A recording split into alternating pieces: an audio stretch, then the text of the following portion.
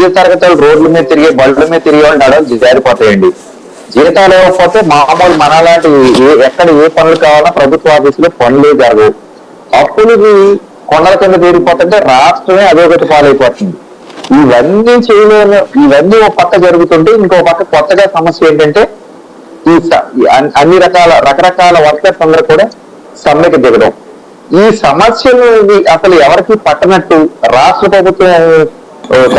ప్రభుత్వంలో తను చేయాల్సిన పనులు చేయకుండా సీఎం గారు ఆయన రాజకీయాలు ఆడుకుంటూ మ్యూజికల్ చైర్స్ ఆడుకుంటున్నారండి. ఎవరిని ఎక్కడ పెట్టాలి, మళ్ళీ అధికారంలోకి ఎలా రావాలి, ఎంపీలు ఎమ్మెల్యేలు మార్చుకోవడం, వీటి మీద ఒక శ్రద్ధ ప్రజా సమస్యలు ప్రజల కోసం పనిచేసే ఈ వర్కర్ల కోసం ఎక్కడ ఆలోచించేస్తున్నట్టుగా అంటే ఇవాళ చూస్తుంటే సాయి గారికి మీరు ఆలోచించండి, ఈ వైపు ఏమన్నా వారు ఆలోచిస్తున్నారా? ఆలోచిస్తుంటే ఇందాక మీరు చెప్పినట్టుగా ముందుగానే ఈ పాటికి పిలిచి ఏం చేస్తున్నారు? ఎందుకంటే చెత్త అనేది చాలా చిన్న సమస్య కాదండి. ఇందులో పెర్మనెంట్ టెంపరీ వర్కర్స్ కూడా ఉన్నారు.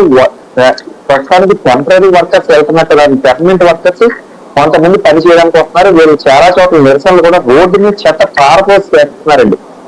ఇదే కనుక కంటిన్యూ అవుతే అసలు శానిటేషన్ మన ఇంట్లో శానిటేషన్ కాదండి, బయట కూడా చెత్త కింద తయారు చేసేసే విధంగా ఉన్నారు. ఇది కాక అంటే ఇటువంటి కీలకమైన సమస్యను వదిలేసి హనుమంత్ రెడ్డి గారు సమస్యను పక్కగా పట్టించడానికి సెంటర్ కాంపొనెంట్ ఎంత వస్తుంది, స్టేట్ కాంపొనెంట్ ఎంత వస్తుంది, ఈ లెక్కల్లోకి వెళ్ళాలంటే నేను కూడా 4 సమస్యలు తీసుకుంటానండి.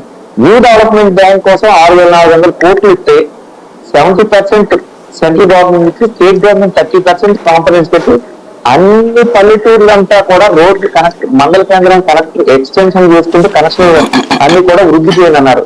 దాని మీద ఏమన్నా మీరు స్టేట్ కి ఏమన్నా శ్రద్ధ ఉందా? అలాగే గత 3 ఏళ్ళుగా పల్లెటూరులో మీరు రోడ్లు ఎన్ని చేశారో ఏమన్నా ఉందా? అవన్నీ కనీసం 1 కిలోమీటర్ల కూడా గత 3 ఏళ్ళలో దానికోసం శాంక్షన్ చేసిన డబ్బులన్నీ కూడా వెనక్కి వెళ్ళిపోతున్నాయి.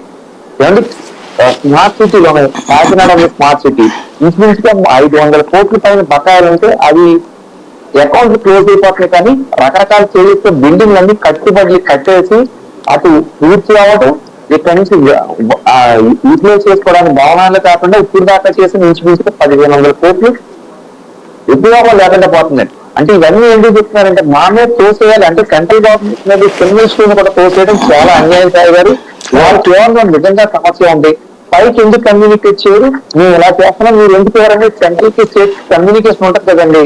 అది చేయకుండా ఊరికి ప్రజలకి మా మీద వంకలు చేయడం కూడా చాలా అన్యాయం.